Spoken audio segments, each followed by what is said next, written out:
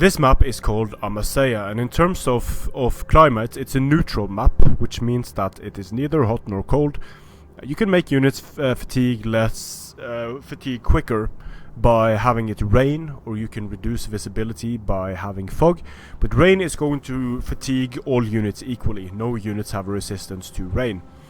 So the player that is on the attacking side, which is the player that is to the left in the faction selection screen, unless you change it around and change the attacking directions around, is going to have a nice hill here, quite comfortable hill advantage. There are some neutral lanes of terrain through here. There's quite a lot of forest on this map, and if you look at it from the defender perspective, the defender also has some nice hilly terrain that he can move up on. So what you'll see usually is a push through the center here by some units, by the main infantry body, and then cavalry units trying to move around the flanks here. So this is another map that isn't great for elephants' chariots. They can definitely work here, but most players will keep to the forests, and I've had many engagements between these two ridges, also opponents camping over here. But if you have an attacker-defender role, that is of course always problematic, because it doesn't dissuade people from just camping. But if both players are attackers, then it's probably going to be a matter of moving up on and staying on this ridge for one player, staying on this ridge for another player. And this is a map where both cavalry, infantry and skirmishing can be very viable. Depends on where you want to take these engagements. And if I go and look at the map from this angle, you can see that this is a map that is very good for ambushing. It's a map that is where you can move significant forces around the enemy lines and not get seen because of all of the terrain that blocks line of sight, all of the forest and such. So in terms of diversity, how many different strategies, tactics you can use, how many factions that are viable on a given map, I think Amaseia is one of the most underused and possibly one of the best maps, at least one of my favorite maps, because of all of the diverse positions you can put your army in, all of the tactics you can use.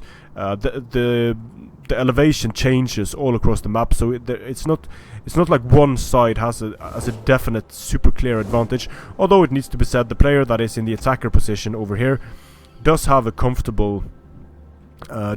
comfortable hill very close.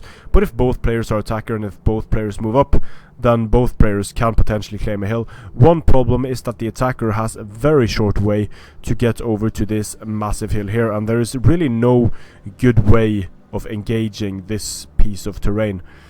So that could be a potential problem, but otherwise it's a decent enough map. You can see the attacker has a significant downhill advantage all the way over here, but the cool thing is that it can be negated by these patches of terrain, and skirmishing from this hill isn't going to be super effective because of trees and such. So overall a very nice map. I like it a lot. Since it's a neutral map in terms of climate, it means that no faction has a clear advantage in terms of stamina on this map, and it's usually a map where you won't see a lot of messing about with different types of weather. But if you choose fog on this map, that can be great, because the already low visibility present on the map is going to be made even lower by the fog, and that can make some factions like that have ambushers like the Nervii or Iceni can make those strategies with ambush tactics. It can make those more effective by having reduced visibility. Even the Gallic hunters able to snipe while being unseen can be very fun and very effective. Illyrian raiders can be very fun. So a lot of factions are viable on this map. Most factions are viable on this map, actually.